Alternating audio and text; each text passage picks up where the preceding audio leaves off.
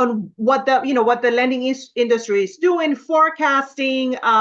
Maybe they're going to be sharing something that you have doubt about, or maybe you do not understand, and this is the place where you can ask those questions, so you can not only be the realtor that understands the sales part of it, but you want to be the realtor that has a little bit of knowledge about lending, because guess what? You are going to be serving your clients better if you're able to go ahead and join both sides of the transaction. You're going to be much, much smarter. You're going to be able to serve much, much better. And you are going to separate yourself from the average realtor. So Felix, I am going to allow you to, take between 5 and 10 minutes and share some data to us. We have here the markets of Florida. We have Georgia. We have Puerto Rico. We have California and Texas. So anything that you can share that maybe be helpful or beneficial for all of the markets, I will appreciate it. Yes, of course, and thank you for that. It's a really great introduction, and it's a pleasure to be with everyone. I am Felix Mercado. I forgot to put my tag on, but I have it right here, which is I'm the producing sales manager for Lighthouse Mortgage Solutions. I come from a background of direct lending, and I've been with Lighthouse, which is La Rosa Realty's in-house broker, since December of 2023. And our goal is to try and gain as much ground working with La Rosa agents across the country and in all of our branches across, the country, even Puerto Rico, so that this way we can really provide the top level service that you rightfully deserve, and also give your customers a really great experience. Um, Lighthouse Mortgage Solutions is currently licensed in Florida and Georgia and expanding. I am licensed in many states, including New York, New Jersey, California, Texas, and so on. And I'm keeping those licenses so that this way, as we expand our branches, and our reach, then we have a license that's ready to go so we can service. But the information that I'm going to share with you is about the market as an overall from this week compared to last week. I know this week just started, so it'll just give you the comparison of the week ending July 14th compared to the previous week. So right now, the biggest question mark on everybody's mind, and that's the number one question that we get asked all the time, are what are interest rates? And really, the best answer that we provide is that interest rates are really something very specific because it's tied to the customer's debt to income ratio and their FICO score, which are the two important factors because the lower the score, the higher the interest rate. And then, of course, the interest rate, if the customer is paying points, it affects their DTI. And their DTI is their debt to income ratio. We have a back end ratio, we have the front end ratio, which if I go into the details, you might roll your eyes and go to sleep. So that said, the 30-year fixed rates have increased by about 8 basis points, which is 0.08%, to an average of 6.76% according to bank rate, and that's across the board. The 15-year fixed mortgage rates have increased by about 12%, 12 basis points, which is 0.12%, to an average of 6.11%. So when I say 6.11, that's the interest rate. But of course, it's tied to a FICO score of about 680 or 700. But if it's lower, then we can quote the customer, but it's better for us to quote when we've taken an application. And the last thing we do is pull credit, and then we can quote a floated rate. And what I mean by a floated rate is a rate that's floated is what you're normally quoted by a lender or loan officer when they've taken an application, and they're going to issue you a pre-approval. We lock the rate after you're under contract and hopefully after the property has cleared inspection and right around the time that we're going to order appraisal. But if rates are really, really good and they're really low, then we try to lock as soon as possible so that this way you can maximize that opportunity.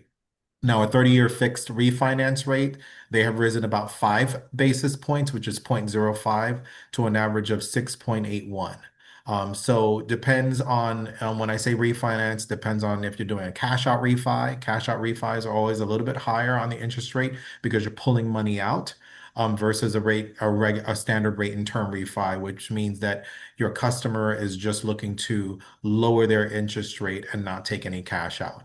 VA loan rates, the 30-year fixed VA loan purchase rate is at around 5.99, depending on the FICO score, slightly lower than last week's average, while the 30-year fixed VA refi rate is 6.125%. So that's just telling you that rates fluctuate. They go up, they go down. And this is representing a snapshot in time. which is right now. If we have this conversation in an hour, the rates are going to change, or tomorrow, then the rates are going to change then. Overall, mortgage applications increased by 9.4% week over week in the first week of July, the highest in 1 month, according to the Mortgage Bankers Association.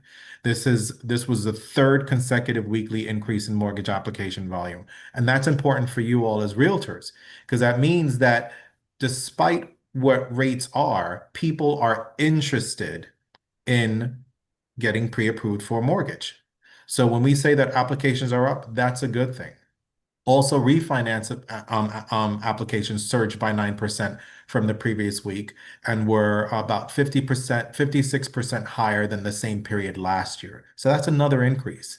The average refinance loan size, however, was the smallest since July 2024, and it's possibly due to borrowers waiting for larger rate drops. So you have a lot of people that have equity in their home and they are afraid to tap into that equity because they have such low interest rate. Well, but they want to do something with that equity, like purchase an investment property with one of our loans, which is an investor loan, a DSCR loan, which we don't we qualify that loan product with the customer's FICO score. The property is the income for the rental potential. And as long as they have like 20% or 25%, 20% for a single family residence, 25% for a condo, and 25% for multifamily. We can talk more about that in another meeting, or if you guys want to talk offline, I can talk to you about the different loan products and our investor loans. This is great because if the customer already owns their primary residence and they want to do a closed-end second mortgage where we don't touch the first and we leave that interest rate where it is, or we can do a HELOC, then they can take those cash funds and they can purchase an investment property. This is how you this is how you grow your pipeline as a realtor. It's not just about the standard form of traditional purchase or sale. In this market, while you have a lot of pre-approved buyers waiting on the sidelines for rates to drop, or they're taking their time, kicking the tires and looking at homes because they want to find the right one, because that's this market. This is a buyer's market, in my opinion. You know, Yep. we can help them do something else for the people that have the equity and they don't know how to tap into it. We can say, hey, listen, we don't have to touch your first mortgage that has a 3% interest rate. We can just tap into the equity, and then with that equity, then you, the realtor, can take them out and show them properties that they can buy for investment, and they can build their portfolio and their generational wealth that way. Purchase applications rose by 9% week over week and were 25% higher than the same week a year ago. So that's good news for you all because that means that people are, like I said, despite what's going on in the market and going on with the economy, people are still interested in becoming homeowners and they're interested in getting pre-approved. So, I know it's a bit of a frustrating market for some realtors because it's kind of like, if you're a listing agent, it's even more frustrating. But, with this good news, it shows that there is interest and intrigue out there. Market insights, the increase in mortgage applications is largely attributed to a drop in the benchmark mortgage rates to their lowest since April, which is good. That means that rates have come down since where they were in April, and that's a good sign. In April, they were in the sevens. Now they're in the sixes. Mhm. Resilient jobs data and ongoing tariff uncertainties have pushed mortgage rates back up towards the seven, but we haven't clipped that seven yet after dipping slightly in June. And while mortgage rates remain elevated compared to recent years, they are below the peak of 8% in late 2023. So when you're talking to your customers and they say, hey, what's going on with the rates? And they're kind of high because they might have heard it from a friend or from a podcast.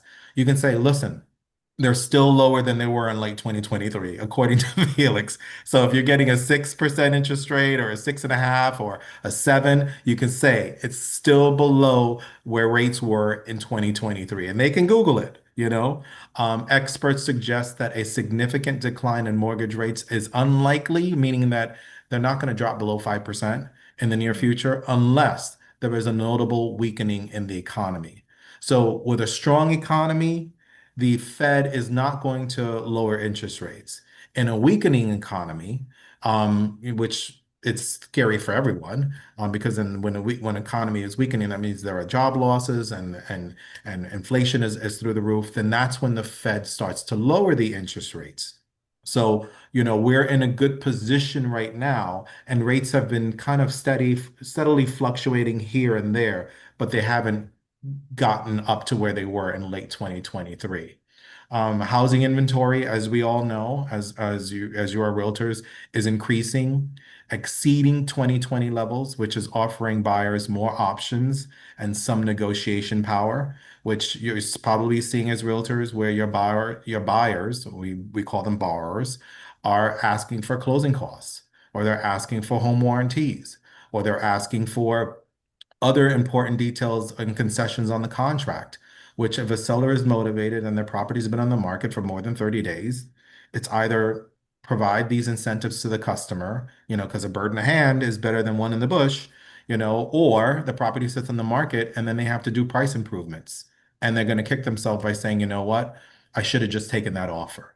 However, affordability challenges persist due to the combination of elevated home prices and mortgage rates. So yeah, your home buyers are paying a little bit more, because home values have increased. With everything that happened during COVID and after, that's what drove up the prices. So if you purchased before COVID, I'm one of those people, then you're sitting on a ton of equity. But if you purchased during COVID or after COVID, you paid the higher price points. But the difference here is you're no longer a renter. You're now building equity. With every payment that your customer makes, they're paying down their mortgage, and eventually they will be able to tap into that equity to do other things with, whether it's pay for college, pay down debt, buy an investment property, or just keep paying it down, and then it becomes their nest egg, which is really important. And as I was mentioning, more sellers are making price cuts on 20.7%, 0.7% of listings in June show that sellers are making concessions. They're lowering their price, they're offering seller concessions, but the median list price have remained relatively flat nationally, suggesting that sellers are still anchored to the peak era price expectations. And what I mean by peak era price expectations in real estate refers to the mindset of sellers who anticipate achieving prices for their properties that reflect the highest points of a strong seller's market. We're not there. So a lot of times it's about educating your listing agent politely with your offer by saying, hey, here's my CMA. I'm not seeing what you're seeing. Can you please help me understand? Because I don't want to insult your seller with my offer if it's below what they're asking. And this market is not going to support that. And you say, well, I just want to put this out there so this way we can have an honest conversation, because I don't want to waste anybody's time, and meaning that you don't want to write an offer and that has an appraisal contingency, for a property that's been on the market, let's say 45 days or 60 days, and then the seller is going to cry or bark at your offer if you're asking for 5% seller concessions, which is a negotiation strategy, and other concessions like a warranty and other important details, and then they're just like they're not there yet, realistic, because if they're at 600 and your CMA, RPR, and my home value estimator is putting the property at 500, then it's about not just having the conversation about the appraisal contingency, but saying, will the seller still play ball if the property appraises for less? Because if my customer is willing to play ball and submit this offer, and if the property appraises at purchase price, then great. But then is the seller willing to take the same risk that if the property comes in lower, they'll still sell my customer the property, and they'll still give the concessions that we on the lending side are using for their cash to close or even buying down their interest rate, because there are ways to get the rate down. Seller concessions is that way. If a seller covers closing costs, I always say start at 5%, land at 3%, and even if the customer doesn't need it, who doesn't want to not come out of their pocket paying for things that they don't have to at closing? We just had a customer that we did a DPA program with. Last week we closed her on Friday, and it was down payment assistance. She put $1,000 down. She had about $1,100 between home inspection reports, 4-point wind mitigation, and appraisal.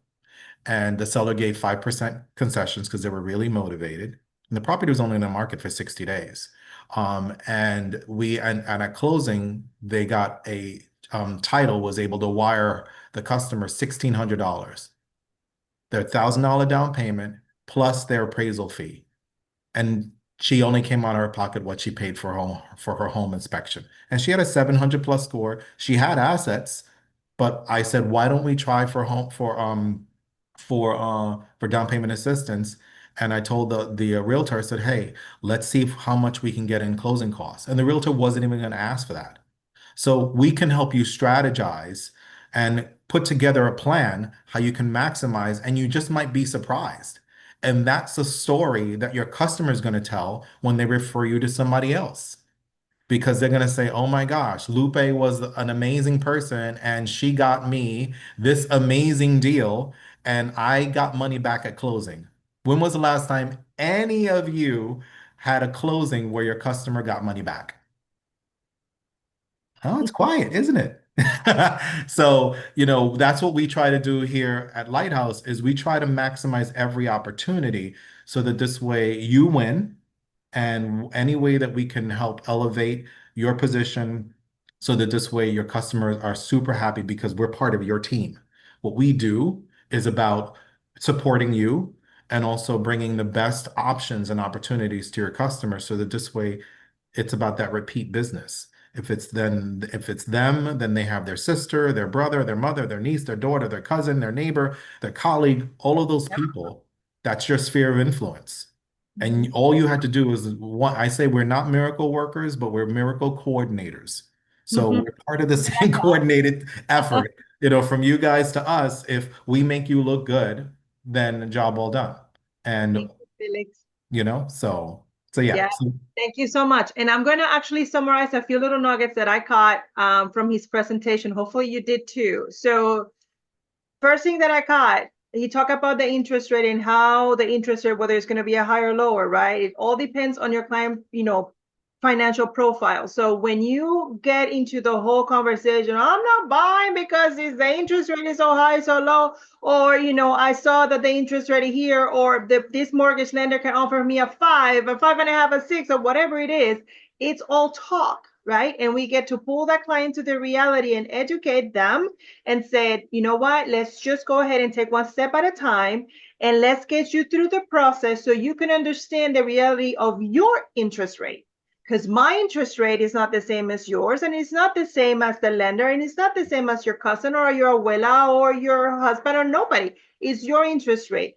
And it's the only way, going through the qualification process, is the only way that you're going to find out how much, what's your cost, right? That's the first nugget. The second nugget that I got was the interest rate for VA loans. Did you hear the 5.99?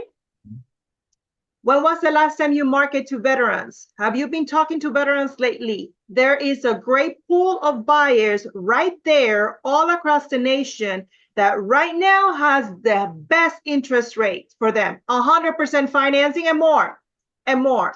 Have you considered them as your prospects? Have you included them as part of your business plan?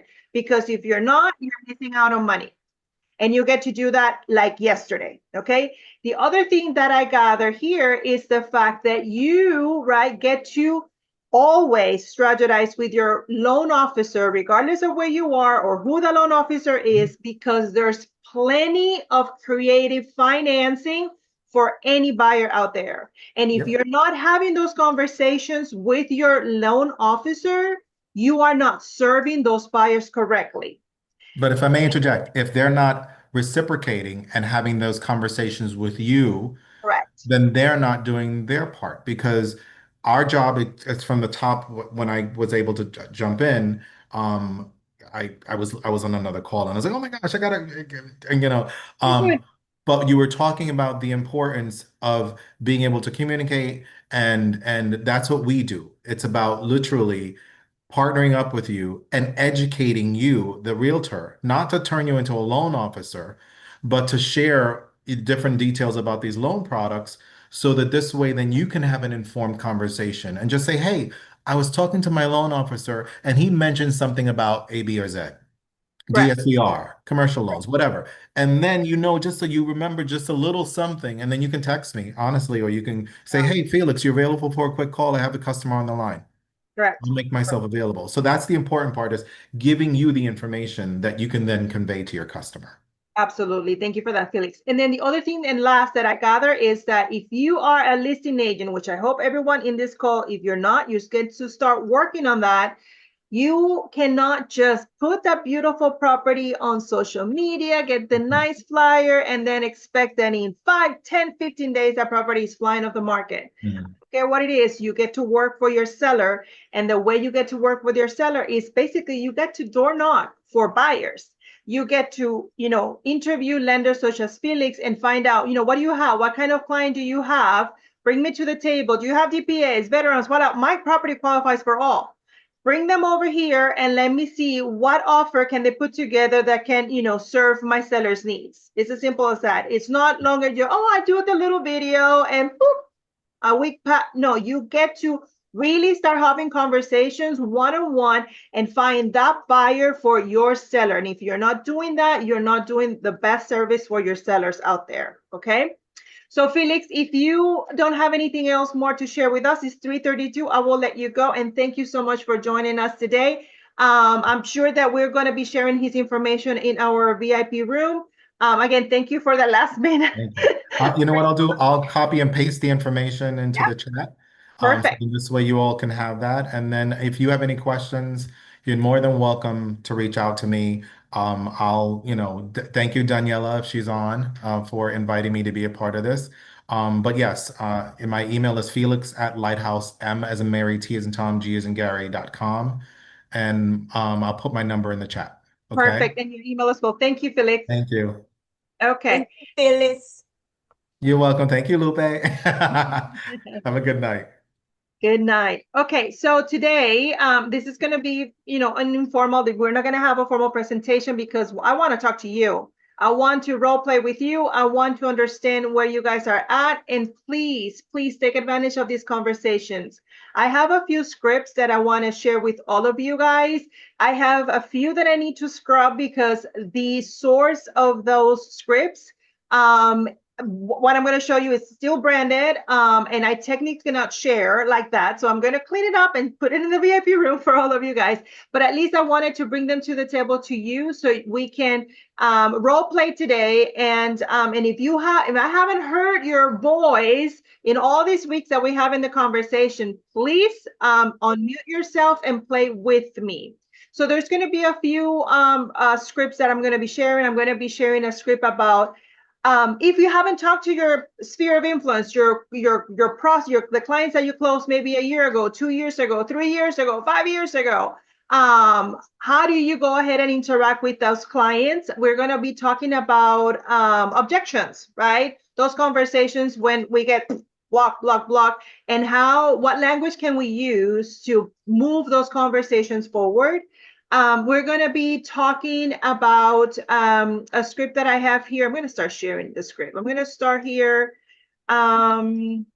sharing a script about the past clients. And the reason why I want you guys to start talking to your past clients is because there's a lot of things happening, right? And when I say go ahead and speak to your past client, this is not about, hey, Maria, I'm calling you because, I have this listing, right? Those conversations are boring. People don't want to have those conversations. And that conversation is not going to take you anywhere with your client because you're not technically bringing anything to value, right? They already are a homeowner.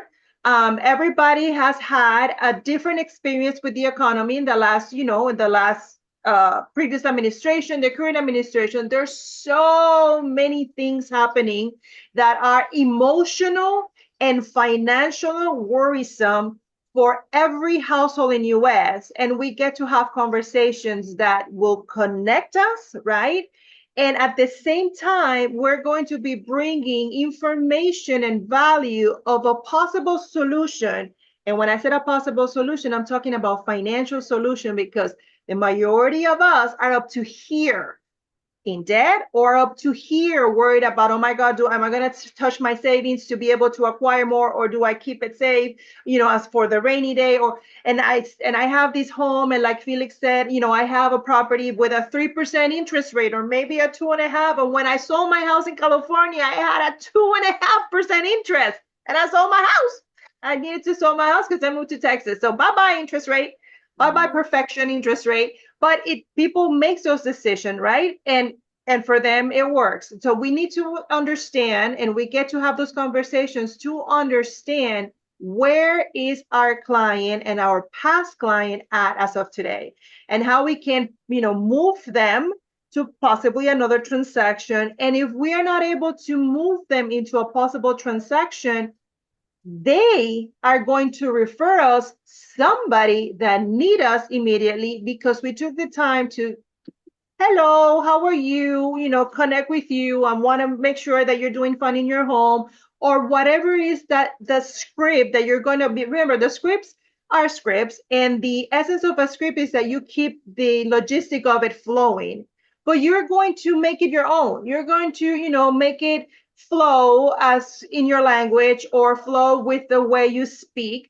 because if not, you're going to sound like a robot, you're going to sound like an AI person, and the connection is going to go away, right? So if you're the funny conversation, make it funny. If you are the educator, making an educator statement, if whatever works for you, that's how you're going to show up. Okay, let's share my screen here. I just want to say thank you. I posted the PDF of today's points, and thank you again. I appreciate you. Thank you, Felix. Okay, bye-bye. Have a good night. Good night. Okay, everybody sees my my screen. Is that a yes? Is that a no? Not everybody at the same time. Yes. Perfect. Okay. Okay, so this script right here, as I was saying, this script is a general script that I want to share with you, because this is for you to pick up the phone and start calling all clients, right? People that you closed many years ago, maybe 2 years ago on average, and just connect with them, interview them, find out how they're doing in their home, how they're doing with their financial decision, all of that. And at the same time, of course, put yourself in the front row of their forehead, meaning, okay, oh, Jamalis is here, right? I'm going to be talking to Jamalis, and Jamalis has something of value that she's going to be bringing in this conversation, and they remember you, right? Because if you're not touching with them basis, like at least once every quarter, some other realtor is going to be doing that for you, right? So that's why we have the CRMs, that we have a technology that La Rosa offers, and we get to use those technologies. And if you are not doing it yet, don't worry, start today, circle back into your business, and start putting the infrastructure that is needed, that we offer as a company for your business to basically work in autopilot. So, agent, I want to nominate here. Let me go my screen so I can see who's here. Okay, I want, let me see names. Okay, I want Anna and I want Kimbo. Kimbo, I want you to be the agent in this conversation. If you can just go ahead and unmute yourself.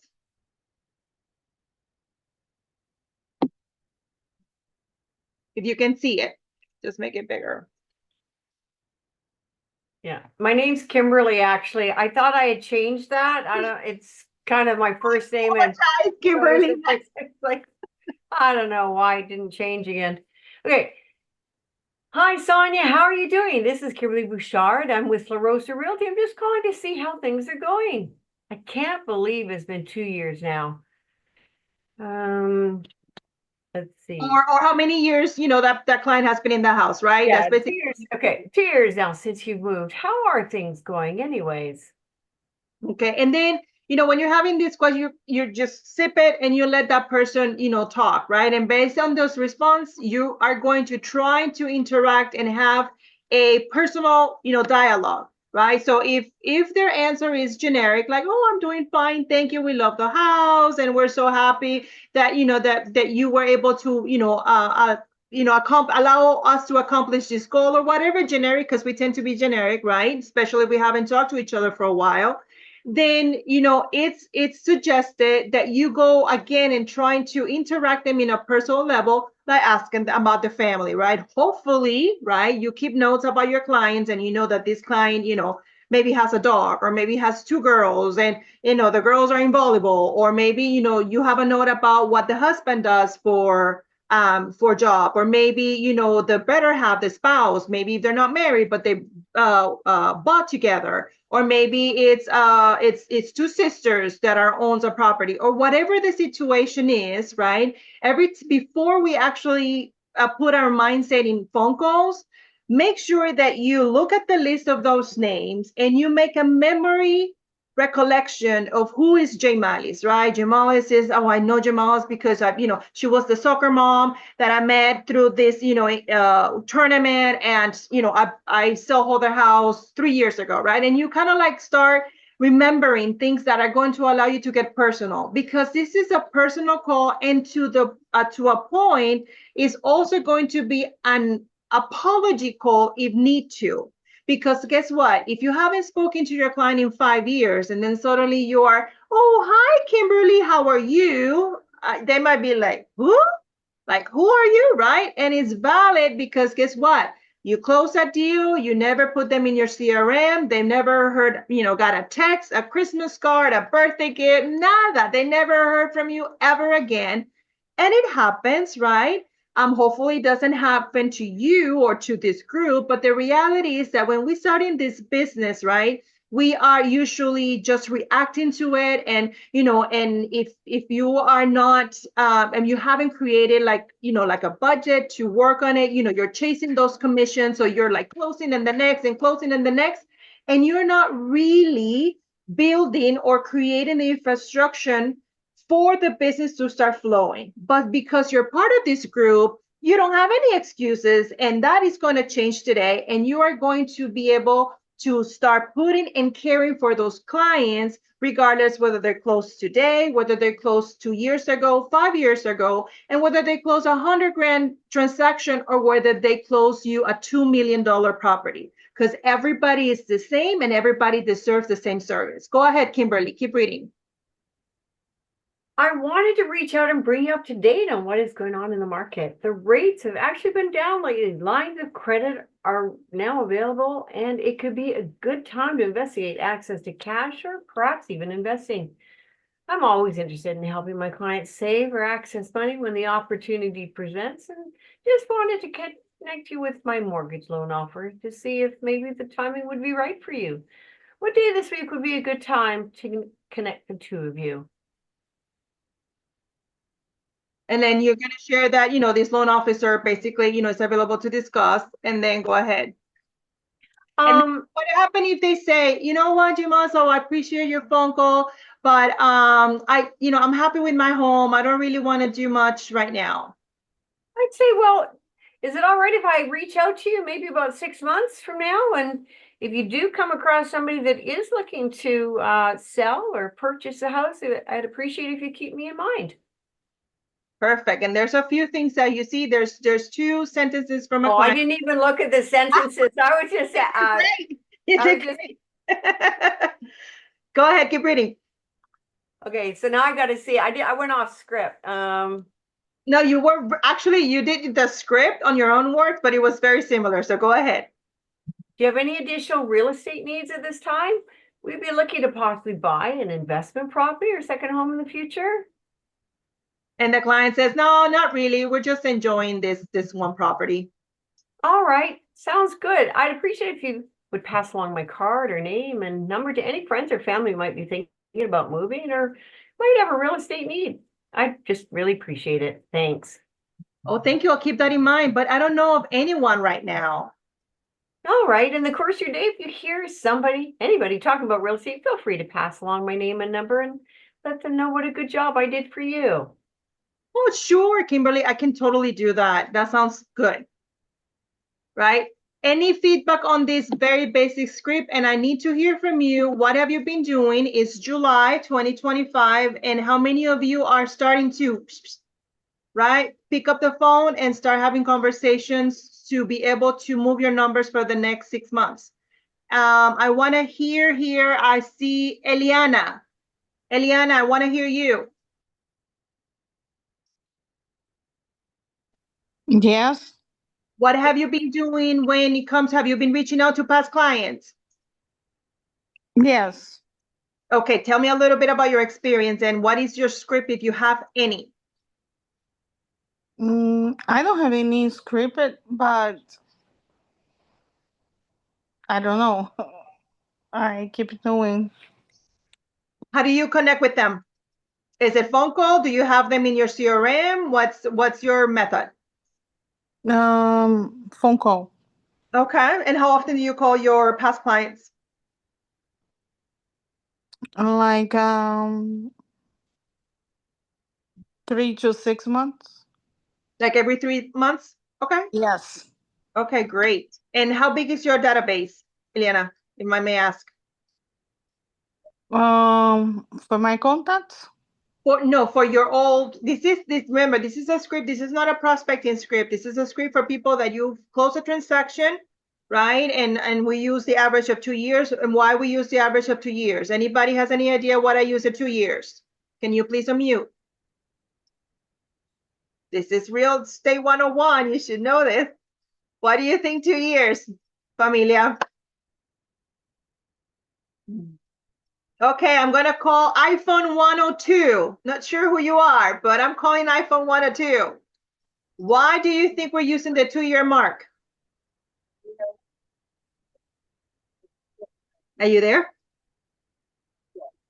Oh, you're very, very.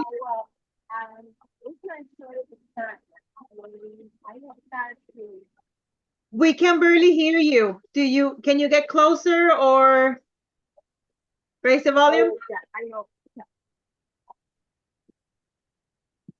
Or maybe put it, you know what, iPhone, if you're not driving, can you Yeah. put it in the No, chat?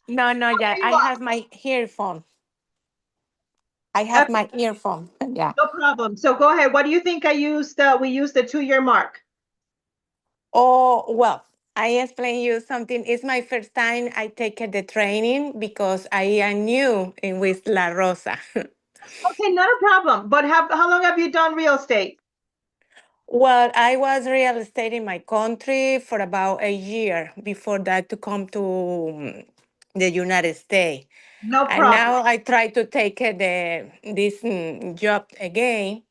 Okay. But I think the contact with the client for me is the first impression that you give to the client when you know the person, okay? You have to be friendly, you have to be with good attitude. I think for me is the first key to get a good business with this person. Thank you. That is very nice. That's a very nice share. I like that. So I'm gonna learn something really, really quick right now. And I am going to call Rose. Lucina. Am I pronouncing that correctly? And I apologize. Lucine. Okay. Why do you think we're using the 2-year mark, Rose? Okay, I do a contact client into your mark. I don't have a past client yet, but I would Well, why do you think we're using as an example, right? So you can, why don't we use a 1-year client or maybe a 6 months ago client? because you're probably not ready to sell or buy another home. Yes, there's something to that. Okay, hold that thought. I'm going to call here Liliana Tejeda. Why do you think we are going at least 2 years to start calling those clients, the clients that have closed 2 years or older with this script, specifically this script? You can unmute. No, yeah. Can you repeat the question? I haven't done. So the script that we're sharing right now is for us, right? It's July. We're ready for the next 6 months of the year, and we want to pick up our phone and start calling past clients. And the number that we're using for years is at least 2 years. So 2 years, 2 years back, 2, 3, 4, 5, 6, right? Nothing sooner or earlier than 2 years. Why are we using the 2 years? Oh my God, this is real estate 101. Because the people, they still know who you are, and he No. maybe connects. Well, yes and no, but this is more, we're going more into accounting purposes here, people. We're getting warmer, but nobody, okay, Claudia has her hand. Go for it, Claudia. Why are we reaching out to the 2-year mark? Because this is especially here in Florida, it's about something related to homestead. This is when the people want to stay in the house. And also they have studies, they say that people start to think about or moving in 5 years, right? Every 5 years, they thinking about moving. So 2 years is normally the time when they stay in the house and they start to think about moving. You're warmer, but I think Christina might have the answer. Christina Rodriguez, go ahead. Give me the specific answer. There's a very specific reason why. Go ahead. For tax purposes, for the capital gains. Perfect. Bingo. Yeah, homestead. It's a homestead. Bingo. Remember, people, in order for you to take advantage of their capital gain, you need to be in your primary home for at least 2 years. And that's the reason why we are making those phone calls, because if they do decide to take an action on this, talking about selling their home, whoop, they have the benefit of income of taxes right then and then, right? So it's kind of like a double whammy for them. Again, you can use the script at any level with any client that you have, right? Because what you are trying to do is always staying in contact with them. That's number one. But second, you're bringing something of value. So you can you can basically redesign the script based on the amount of time of that client. Like you can say, you know what, my newbies, years or younger, 1 year or younger. You can have the 2 and up. And then you can be very intentional with the way that you're having conversations. And the reason why I bring this up is because, like Felix mentioned, there are more loan products out there that it's open up nationwide for people to tap into their equities, because everybody knows that the interest rates are higher for the current owners. People don't want to go ahead and refinance at 2 or 3 or 4 or 5 in order to get money, but they also understand that people are up to here, right? And they need money. And the reason why they're creating these programs, like the lines of credits, are coming back out, and they're coming back out very, very attractive, and they're cheaper than the credit card, right? And if they can go ahead and fix or access cash using any of the products, guess who is their favorite person in the world? You, realtor. Because they haven't heard about it in the news, because every time they turn off the TV or the social media, the world is ending, right? And it's all fear, fear, fear, and the real estate market is no bueno. And I mean, it's just so much noise against our industry all the time. But we are the professionals, we have the data, and we can have intelligent conversations with those past clients and clarify, you know what, is it going to be for everybody? Absolutely not. But just the fact that you pick up the phone call and interacted with them, they're going to remember you for the rest of the year. And everybody talks about real estate. Everybody thinks they're a real estate tycoon. Everybody thinks they're a real estate expert. And everybody have a real estate complex.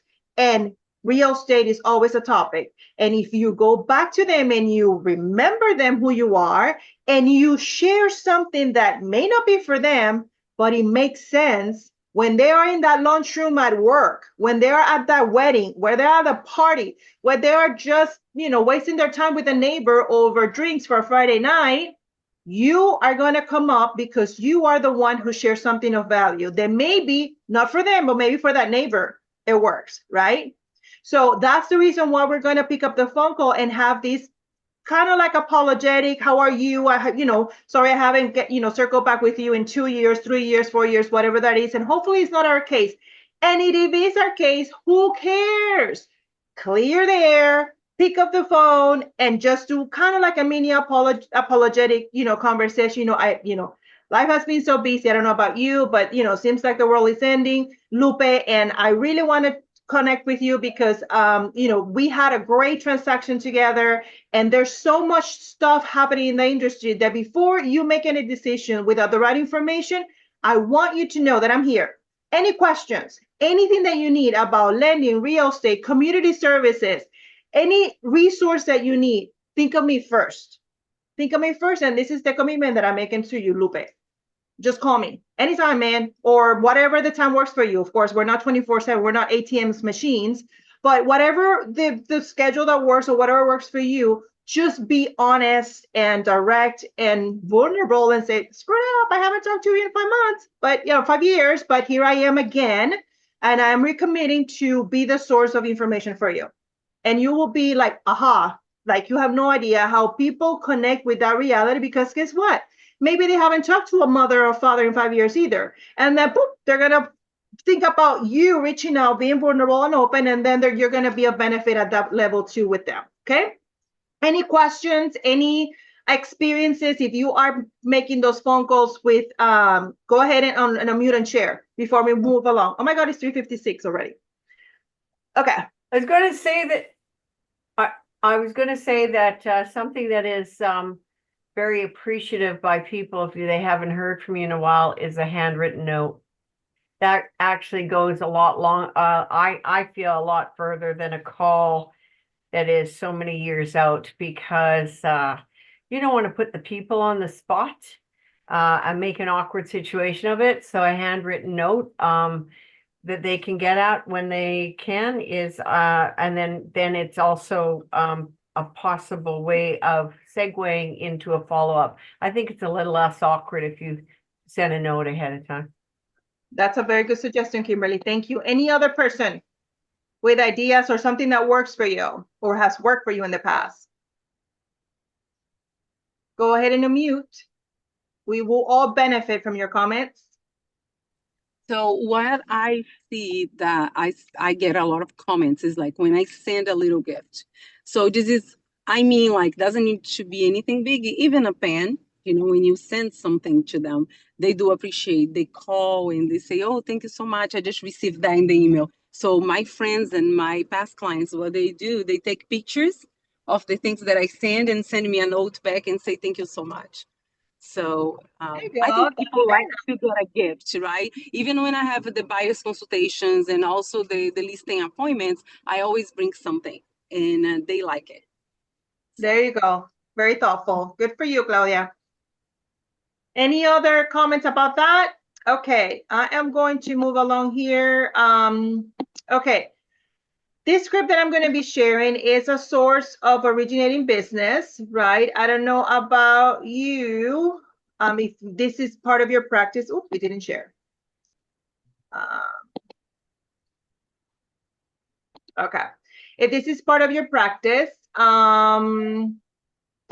but if you are or considering door knocking, right? Some people overthink this source of lead generation, and they're like, oh my God, some people, period, don't feel safe about it, and we respect that.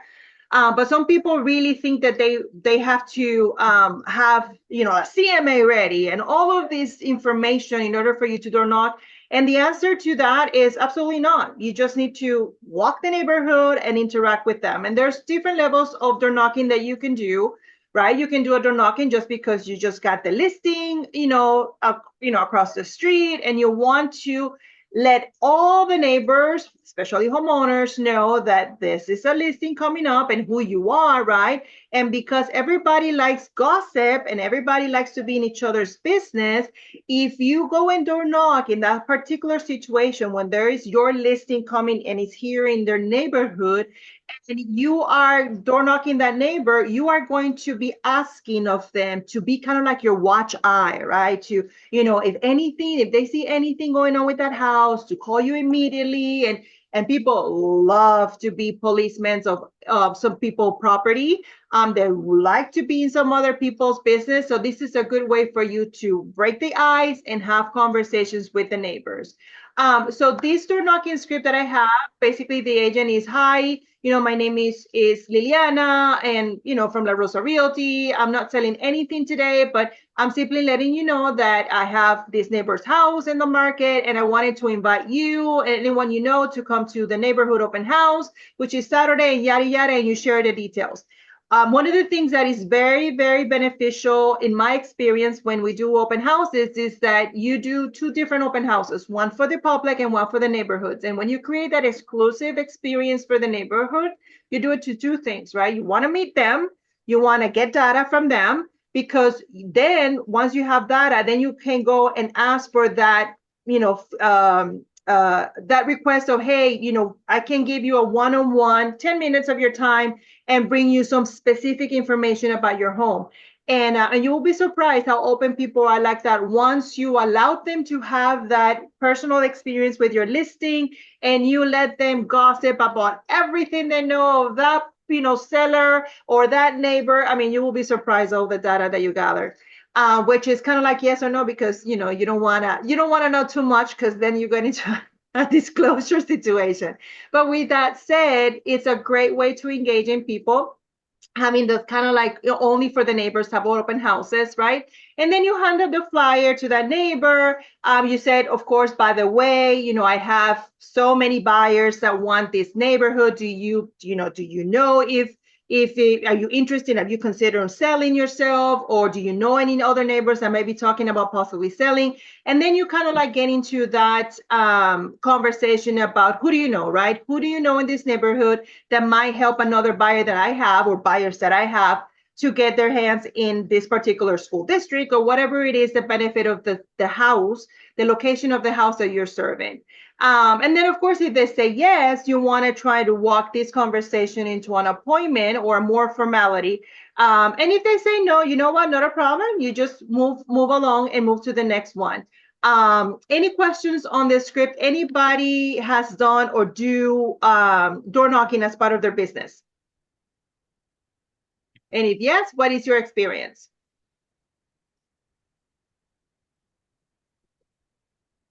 Nothing. My name is Janet Linez, and I think it's a very good opportunity to be able to connect with the community, and also they can see for new listing as well, if they were owners, or I've come across with some renters and owners, and I think it's a great opportunity to interact.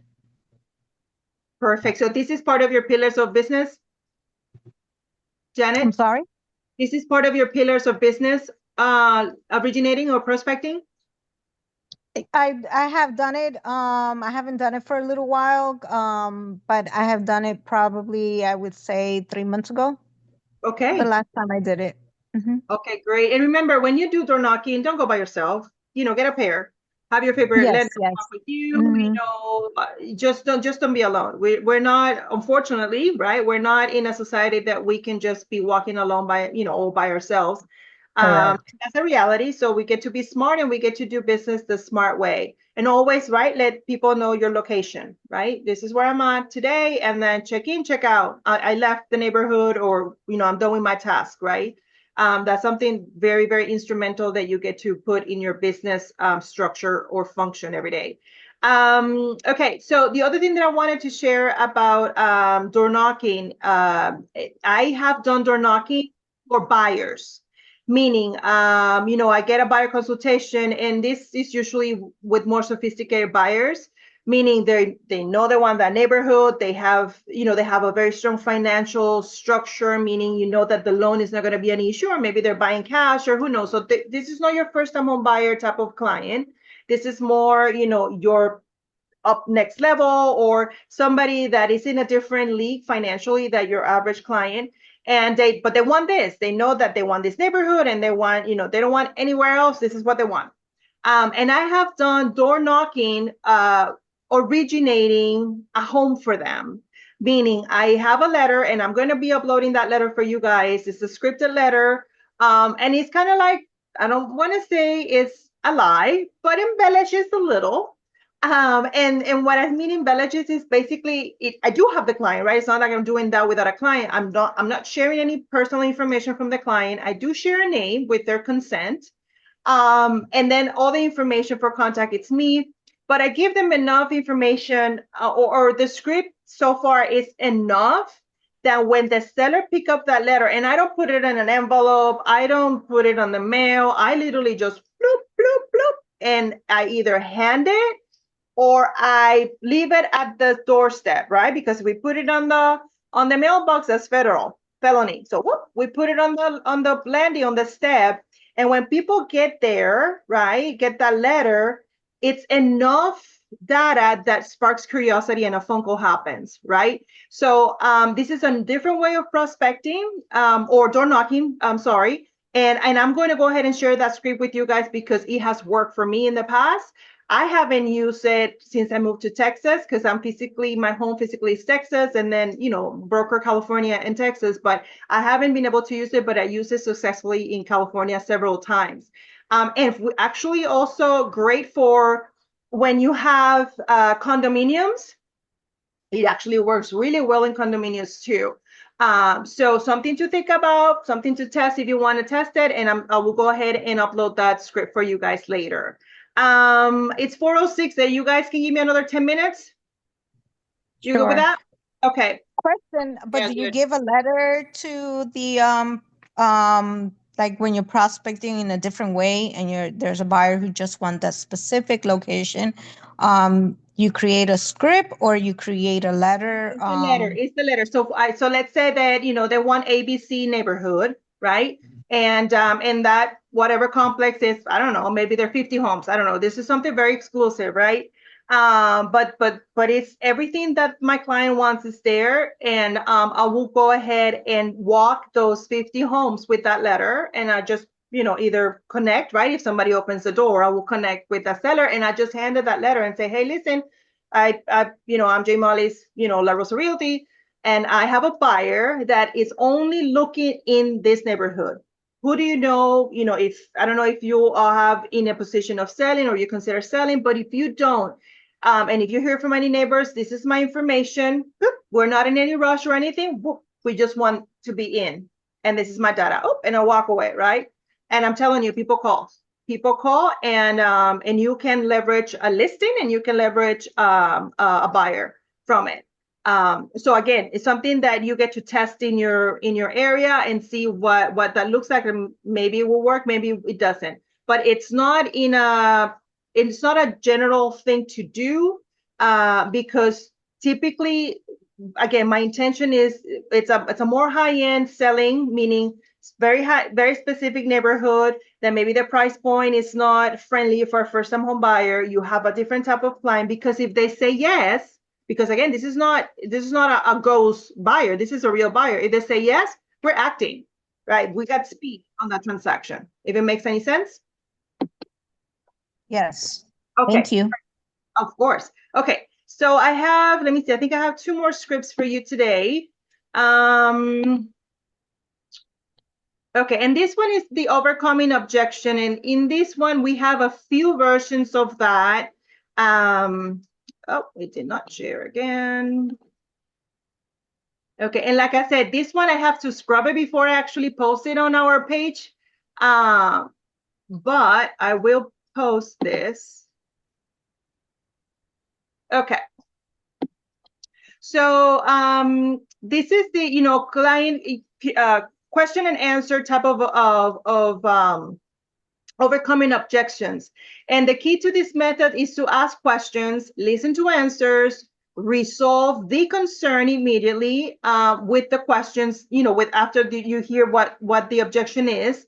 And you have and the whole workflow of the script is for you, they're going to basically give you some feedback, and you're going to keep asking and asking and asking and asking and challenging that feedback until they have nothing else to give, right? Until you break them, basically, right? And don't forget, remember, the main reasons why people make a decision are what? Who can unmute themselves and let me know what are usually or typically the 2 main reasons why people make a decision? Based on what? Challenging questions. Keep going. Nope, none. You have a general idea of what it is, but it's actually more simple than that. Any other opinion on what are the two main reasons that people make decisions? Decision-driven reasons. And we can basically trickle down to two reasons. Anybody have an idea, or anybody wants to take a shot at the answer? Benefits, discount, Say that again?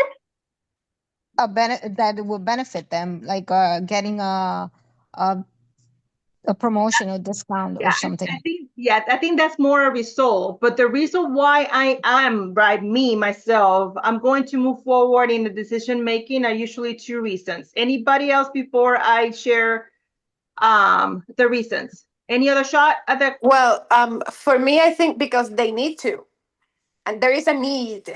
The And need. how do you can explain the need? Well, the need is relocation. The need is losing a job, getting a new job. You Okay. know, I don't know. They got married, they got divorced. You know, need changes. Okay. So You know? Maricela, you're on the right track because there's a need, Yeah. and the need are fed by two things.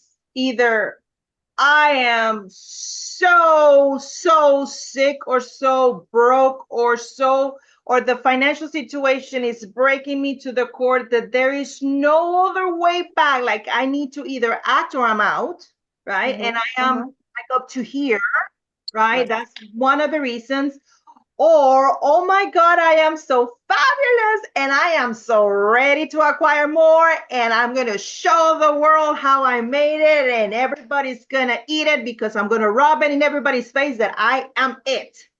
Yeah. So it's either to show, Need a bigger house, more kids, more, yeah. I'm going to show and I'm ready for acquire more for that, that high step of my life, or, oh God, just give me the opportunity to just solve this because I can't anymore. It's as simple as that. There's no middle ground. And when you're interviewing clients and when you're handling clients, you get to understand where are they, because you're either going to bring them down here or you're going to bring them up there. And when you is when the decision happens. And again, when I say I'm ready for the next steps, not necessarily I'm ready for my $5 million home, but maybe from my condo, I'm ready for the single family. Right? And that's what we get to understand is why. But if one wishy-washy in the middle and you're not breaking the real reason why, that decision is not going to happen, at least not yet. And that's why questions and answers, right? That's quite cute. Like you're going to ask until they drop. It's how the objection, basically, you break the objection. There's no way around it. Okay. So going back to, wait a minute, overcoming objection. Okay. So going back to overcoming objection, right? Let's say here, the client let you know, oh, I want to think about it, right? And you say, oh, no problem. I completely understand. I sometimes like to take my time in making decision as well. But out of curiosity, can I ask, what exactly do you need to think about? And you sip it. You let that person take a second and think and answer you, right? Remember, if you're doing most of the talk, they're winning and you're losing. So we need to learn. We love to talk, right? We're realtors. We want to, we know-it-alls. We want to, and we need to learn how to sip it, and we need to hear that answer. And you're just going to smile, and you're going to try what? Mirror that body language, and you're going to wait for that reply, right? And you're just going to give them 5 seconds, 1 minute, whatever it works. And they might say something like this. You know what? Nothing specific. We just don't like to make quick decisions on such important things. And then you ask, can I ask, are you comfortable with the services that I explained to you that we will provide during this process? If the answer, yes, then you can follow with, do you feel okay? Whoop, let me go down so you guys can see it. Do you feel, oh my God, where am I? So yeah, do you feel okay about the seller paying for my services even though I represent you as the buyer, right? That's another yes. Whoop. Sorry, my finger is not working. Are you comfortable using me as your agent? Well, that's the thing. We actually have a friend that is a realtor, who doesn't, right? And we don't want to get her mad at us. Ooh, do I love that answer, right? Oh, and that's it, right? Can you see how by asking a few questions, you identified immediately what is your problem? And then how can you answer back, right? How can you tell somebody, you know what, don't use your mom or your sister or your brother-in-law to represent you, right? So you're gonna be, kind of like political correct in the sense that you're gonna try to be nonchalant and you're gonna say, oh, you know what, I completely understand. As a matter of fact, most people know one or even several real estate agents, and each agent thinks they should be the one that helps you, right? And have you ever done business with a friend or heard stories of friends who did business together and it ruined their friendship, right? So you're going to take them into that conversation and they're going to be like, oh yeah, I know, I know it happens to, my prima or whatever. And then you're going to follow, as a professional agent in my job, it's my job to help you find a home and protect your best interests, right?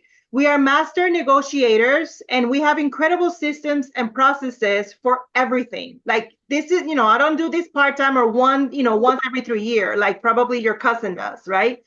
We have found that if you work with a professional agent who is not your friend, you can tell all of your agent friends that because you know how many real estate agents you want to keep them all as a friends, right? So you're basically you can say, you know what, I'm not going to use you, cousin Jamales, because I don't want my my tia Rita to get mad or my friend Mariela who get mad. I'm just going to go ahead and go to a third party completely. So just respect my decision, right? And because of this, you decide to work with someone outside of your network and that you feel very comfortable, so you can keep all the friendships intact, right? Yeah. Get in trouble. And to you, it was not worth the risk? How does that sound to you, right? You're going to go back to the client and you're going to ask that. And the client is going to think about it, right? And he's a very rational person. He's probably going to say, you know what? It's true, actually, what you're saying, right? And say, should we move forward? So you're going to follow up. You move forward and start finding your dream home. And, you get it from there. There's another objection here that is called the takeaway close method. Anybody that has had that experience? about no, I have my primo or or anybody else that is going to be doing everything for me. Amen. And don't you love that conversation, right? It's like you want to just get in and just whoo. But you have to be a professional on that. But what I don't want any of you to do is give free consultation. And you have the right to, when that phone call is going to come, because it's going to come. Hi, Demores, my tia Cristina, she doesn't know what she's doing. And now the escrow is behind and all that. And yeah, you have the right to let them whine, but you also have the right to say, you know what, I'm sorry, I don't really have an agency with you. I cannot really, discuss a transaction or anything. I am so sorry for where you are, unless you know that there's a way that maybe that relationship can be perhaps cut and you can completely take that client in. But if this is just a whining call and it's like, oh my god, they don't know what they're doing. Decision, people, and own it. And you're a professional. And yeah, I'm sorry. I'll be more than happy to help you, in next transaction. And maybe you can say, talk to a lawyer or whatever it is that you get to do. Or maybe say, you know what, I recommend you to call your friend's broker and maybe have a conversation with the broker and see what they can do. But you're not going to enter into free consultation whatsoever or recommendations or anything, because that's why you are the professional and they're not, right? So it's tough love in those relationships or in those situations. And I hope that you guys, are comfortable saying no. Because I used to answer and yeah, nobody pays your bills. So with that said, okay, the other objection that we have, any experience, anything you want to share before I move along? Okay. So this one is it basically requires, this script requires that you are a very confident agent, right? That you really feel that you have all the benefits in the world for that person, and you're not double guessing your value, right? So the agent, wow, do you have a lot of concern? I completely understand. as a professional buyer's agent that I am, right? So your client is basically not really signing that buyer's agreement. You're not really moving them into that agency relationship yet. And you're gonna come across like, this is why you need to sign with me, because I am it. Like, it's simple as that. I am it. You're not gonna find a realtor better than me out there, right? And of course, it's not said that way, but it's basically the summary is that. So the agent basically shares something like, wow, you have a lot of concerns, and I completely understand. As a professional buyer's agent, I focus on carefully choosing clients who are ready. Okay, and this is basically you telling them, you know what, I am not going to be begging for you to come and work with me. So this is the script that basically says, if you're not ready, maybe we're not the right fit. And there's nothing wrong with that, people, because when you basically terminate or basically release that, people are gonna say, oh, wait a minute, am I messing this up? Is this person really doesn't want to do business with me anymore and all that? And they change their mind really fast. But anywho, let me just read it for you. It says, I focus on carefully choosing clients who are ready, willing, and able to purchase a home. And then I put all of my time and resources into helping them not only find a home, but negotiating on their behalf. Then I utilize all of my resources to make sure the transaction closes smoothly. In order for me to make that kind of time and resource investment, would you agree that it has to make sense for both of us, right? So you're basically asking, are you in with me? Like, are you all in with me as I am involved with you? Like, I have all the resources for you, right? You show your buyer's presentation, everything that you do for your buyer, and they're still like, I don't know, maybe my tia can help me for 1% or 0.5%, right? Or whatever that is. And you're going to ask them right then and there, I mean, are you committing yourself to me like I'm committing yourself to you? And if the client says, yes, and then you're going to say, you know what, because of my crazy schedule, let me make this a little bigger for you guys. Whoops.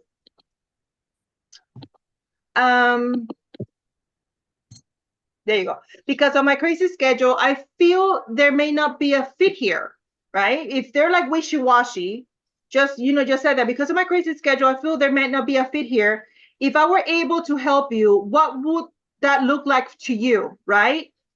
And then, and it's now on them to tell you exactly what they want you to, why is they're holding back, right? Like, this is like, you need to make sure that you understand why they're not moving forward with you. If it's financially, because they didn't understand how, the buyer's agent is going to be compensated. Is it, I don't know, maybe they didn't like your outfit. I've been in situations like that, not necessarily in real estate, but in sales before, that I had somebody say, I don't like how you dress. Simple. Right? And what am I going to do? Whoops, I'm sorry. But that has happened, right? This is a very personal career, right? Or service. So they have to either connect with you or not. But you need to understand why, because a lot of things you can fix from the get-go if you really want their business. But again, they need to be committed to you, right? Go through the process. But if you're not willing to change anything, then guess what? It's not your client. Move it along. Go ahead and refer to one of your teammates in La Rosa office and make 25% or 30% of them. And that's it, and move along, right? We only want to do business with the people that want to do business with us. Any questions on this one? Okay. The other objection here is called the feel, felt, found method. And this one is a classic, handed down for generations, right? You're going to kind of like get a sense of where they are. The client said, you know what, we really love this home, but we made promise when we first got married that we needed to sleep on it whenever we made a big decision, right? So you show them 5 houses, you are in the same house for 20 minutes and they can't stop talking about the house, yet they can't tell you whether they want to make an offer. And you will be shocked how many people say this is your comeback to them, right? You will be shocked at how many people say this. You have found them their dream home. You have like, about 10 houses, like I said, and this is what you get to tell them back. Said, sure, if you're not ready, that's fine. I completely understand how you feel, right? So this is the feel. What was it? It was feel, felt, and found. I understand how you feel. And as a matter of fact, my wife and I often do the same thing, right? So you're going to validate their feelings. Boop, done. We have had a lot of clients that felt like they should sleep on it when they found out they could make an offer and start the process of negotiating while sleeping or praying about it. They still have the ability to change their mind, and they were glad not to feel rushed and were able to make an educated decision while working on the contract. Would you like to make an offer tonight? Then you can sleep on it while waiting for the seller respond. And then you let them say, sure, right? So I understand how you feel, right? Others people have felt the same way. That's the second line. So you're going to validate, you're going to make a reference of an experience there by sharing that somebody else has done the same. And then that this is what they have found, right? So you're going to go ahead and take them in the, this is it, this is what you want. Let's just find a way so you can commit into a decision, before somebody else basically grab this house. Any questions on that? Or any feedback? Or any sharing about objections that you have used or used that works really well with you? Janet, I'm about to say something.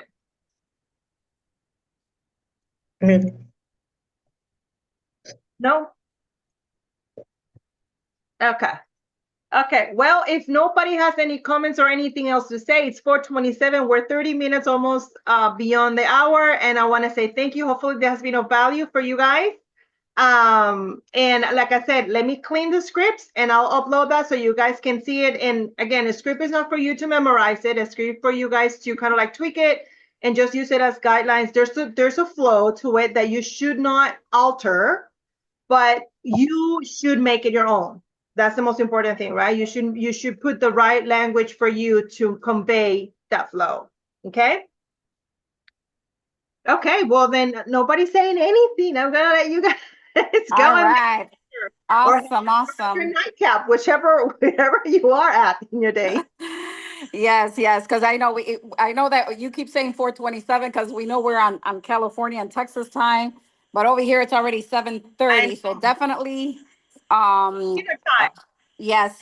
So guys, have a great week. Get your week started right tomorrow. Make those phone calls, and we will see you next Monday with our next training that's going to be given by Daniela Galval, and it's going to be a great training. So make sure that you guys join, and we'll see you next week. Bye-bye, familia. Bye. Have a great week. Thank you. Thank you so much for your time. Thank you. Absolutely. Thank you for the information, guys. You're welcome.